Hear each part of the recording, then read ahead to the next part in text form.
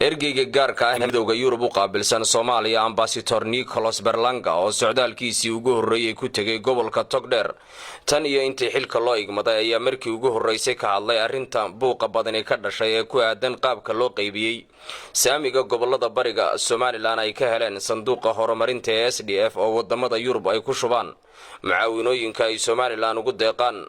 Ambassador Nicholas Berlanga oo Universal TV ugu waramay Burco waxa uu sheegay in xukuumadda Somaliland looga baahan yahay in kaalmada horumarinta ay si cadaalad ah ugu qaybiso gobolada kala duwan ee Somaliland. Union we do our best to balance our interventions all over Somaliland. waxaana saaran in aanu sida ugu fiican u hubino in la isu dheeli tiray macaawinooyinka aanu bixino guud ahaan Somaliland taas oo aanu isku dayayno in ay ka qayb galaan degmooyinka waaweyn iyo goobaha miyiga ugu mudan.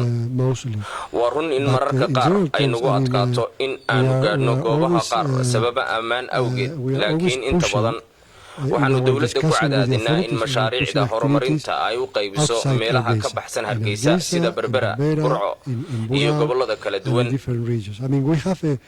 We have a willingness, a clear willingness really to equally distribute and equally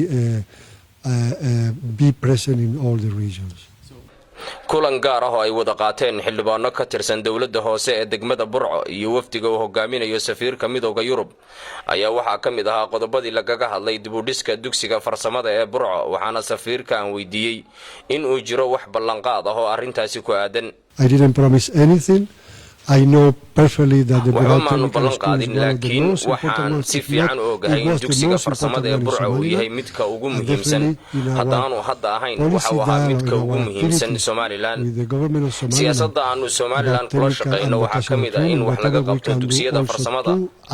waxaanu ku darsan doonaa inaanu ka shaqeyno dugsiga farsamada ee Burco. In Burco Technical School we will do. barsaab ku-xigeenka degmada Burco Maxamed Xasan Xoday oo safiirka ku weheliyay socdaalkiisa kormeerka ah ayaa nooga warbixiyay goobaha ay booqdeen iyo qodobada ay ka wada hadleen.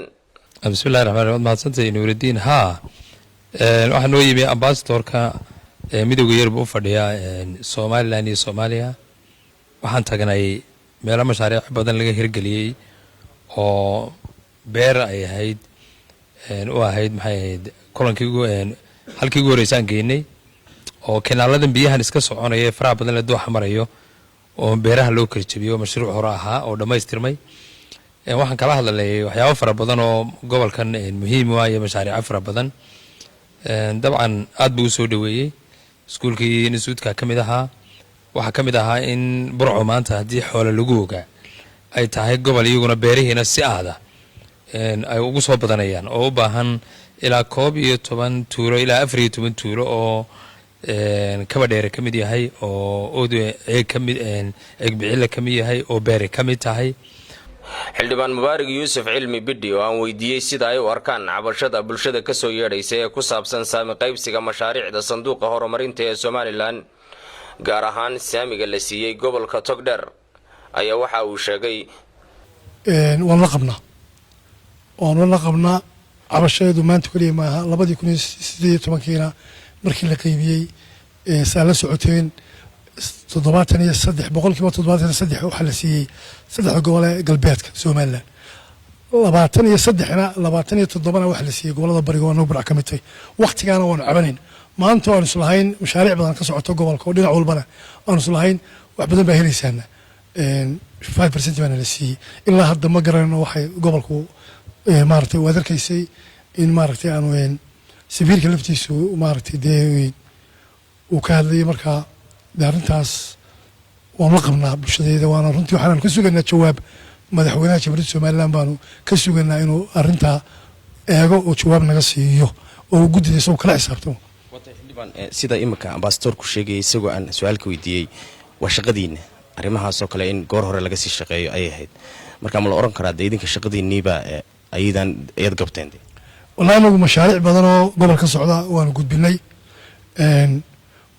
مركا دي الله ما أورنكره أنا قوان وحي دانو رنتي أنا قوان قلت كلامي ما أنا كهذا لكن وحنوقنا هينا إن أنا قوان شغلي دي وأنا كصوب حنا لكن تعدي قيبسي يعدي قرشهن قرشي سيبا ayaa sidaa ku talagasho ka bareedha inay sidaa u dhacdo.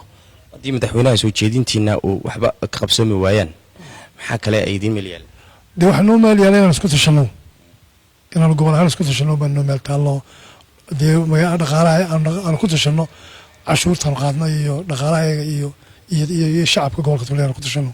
Nuuridiin Cali Joog, Universal TV, Burco.